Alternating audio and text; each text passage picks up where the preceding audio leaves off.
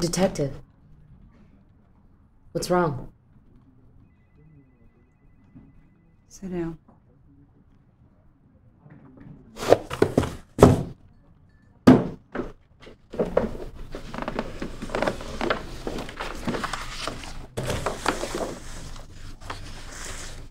Is that your daughter?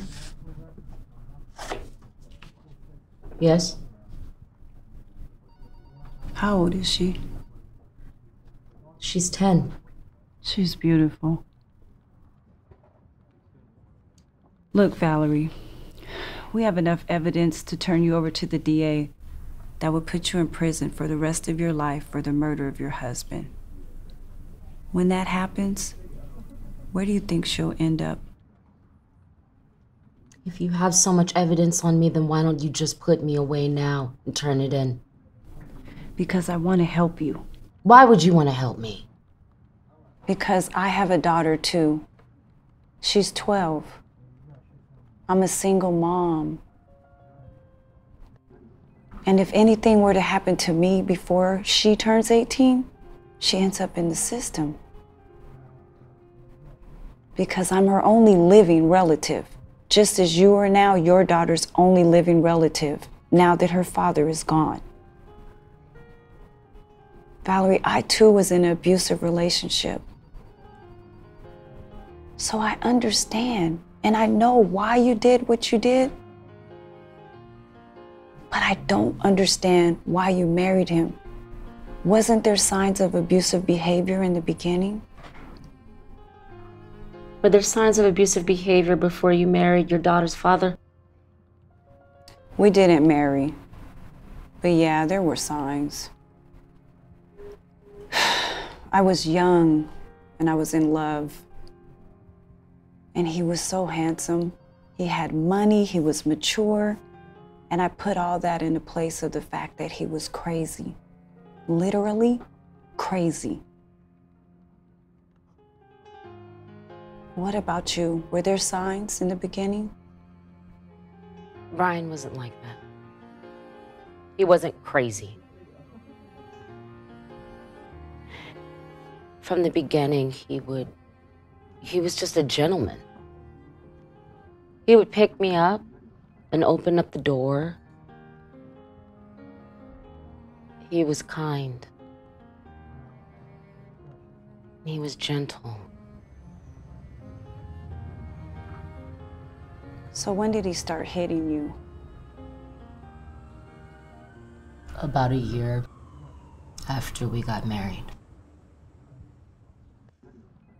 When the housing market crashed, we took one of those adjustable loans. We foreclosed and had to leave the house we were in. We couldn't handle the balloon payment.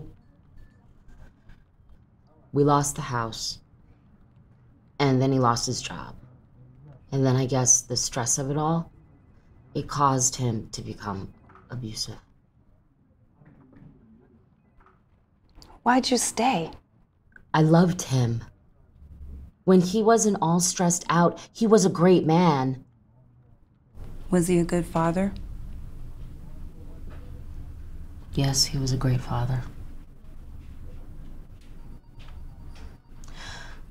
When did you and your husband break up? Well, like I said, we were never married. That's right. You had your baby out of wedlock. Yeah. And I don't think God ever forgave me for that. What makes you say that? My life.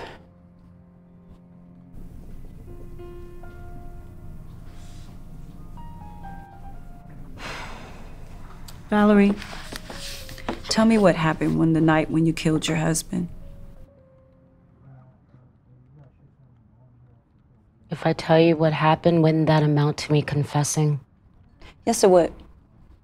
I'm not confessing to killing him. Look, I'm trying to help you.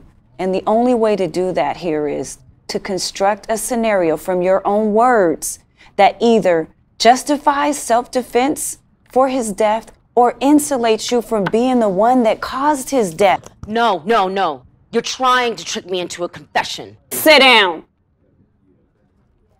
We don't need a confession. We got you. Your fingerprints are on the murder weapon. You're in the house alone with your husband at the time of his murder. You have no alibi. We got you. Then if you have everything you need, then why don't you just arrest me now? Because I'm trying to help you. What about your daughter? Why do you care so much about my daughter? Why don't you care about your daughter? I do care about my daughter. Then let me help her.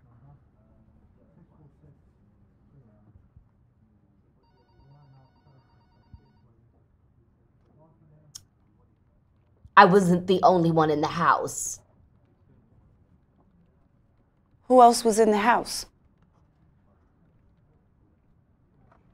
My daughter. What? My daughter shot my husband for hitting me. I lashed out at him because I'm the one paying all the bills. And he knocked me to the ground. And as we were wrestling, I kicked him up off of me. And as he was coming forward for me, that is when the gunshots went off. I looked up and then I see Brianna with the gun. And I just looked at him and he was shaking. And then he sighed and stopped breathing. I took the gun from her hands to do a round in the wall so that the fingerprints would point the police to me. Not her. Oh my God. She killed my husband and it's all my fault. Please, if you really want to help me, don't take her from me. Please, I'm all she's got. And she's all I've got. It was an accident. The gun could have shot me.